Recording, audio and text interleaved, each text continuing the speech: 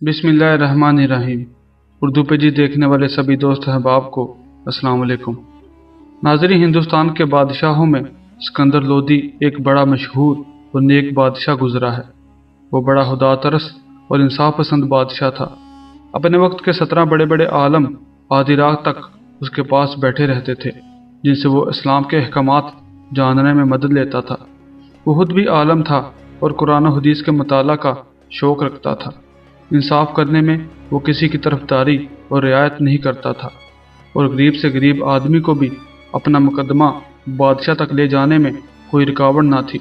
सिकंदर लोदी बड़े उलझे हुए मुकदमात का फैसला बड़ी आसानी से कर दिया करता था।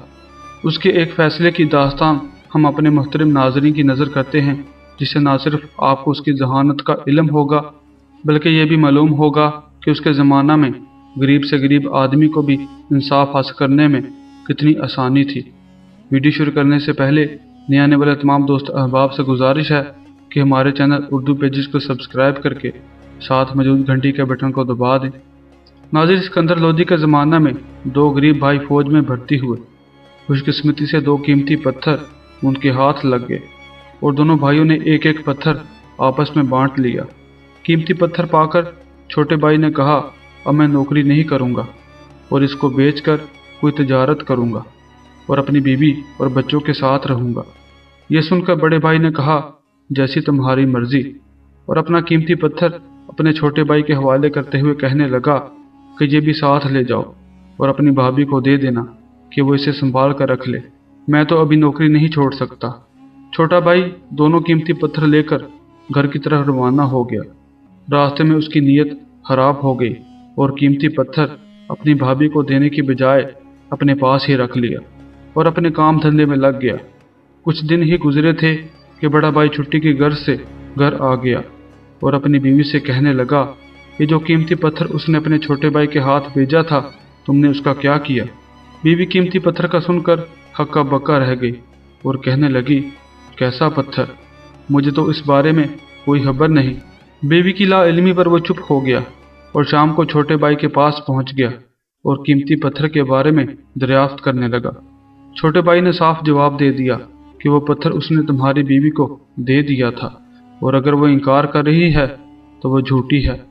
झगड़ा बढ़ गया और बात काजी तक जा पहुंची। छोटा भाई बड़ा चालाक था। उसने 2 झूठे गवाह काजी के सामने पेश कर दिए। गवाहों ने छोटे भाई के हक में गवाही दी और इस तरह मुकदमा छोटा भाई जीत गया।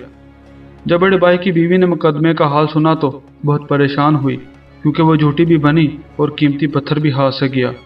वो राजधानी से होती हुई आगरा पहुंची और बादशाह सिकंदर लोदी के यहाँ मुकदमा की अपील कर दी।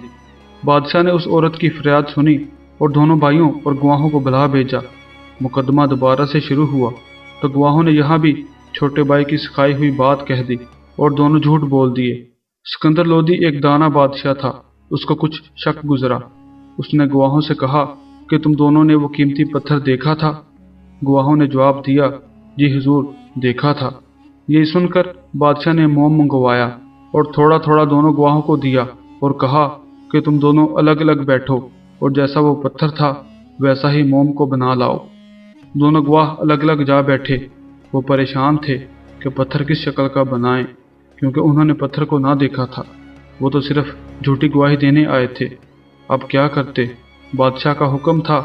जिस तरह उनकी समझ में आया उन्होंने पत्थर बना लाए। बादशाह ने देखा कि मोम से बने हुए दोनों पत्थरों में बड़ा फ़र्क है।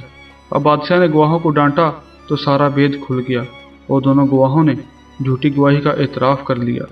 बादशाह ने पत्थर बड़े भाई को दिलवा दिया और छोटे भाई और दोनों गवाहों को कैद का हुक्म सुना दिया। नाज़रीन, इस वाक़े से साबित होता है कि सच हमेशा ज़ाहिर होकर रहता है। दूसरा ये कि लालच, रिश्ते नाते, यारी दोस्ती, अमीरी गरीबी कुछ नहीं देखती और इंसान की रुसवाई का सबब बनती है। तीसरा ये कि इंसान को इंसाफ के हसूल के लिए हर मुमकिन कोशिश करनी चाहिए और अगर इस फ़ानी दुनिया में इंसाफ ना मिल सके तो बरोज़े क़यामत हर किसी को अपने किए की सज़ा ज़रूर मिल के रहेगी।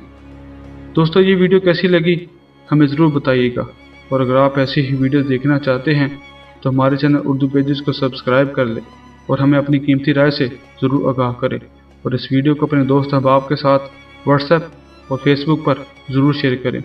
फिर मुलाकात होगी एक नई वीडियो के साथ। तब तक अल्लाह हाफिज़।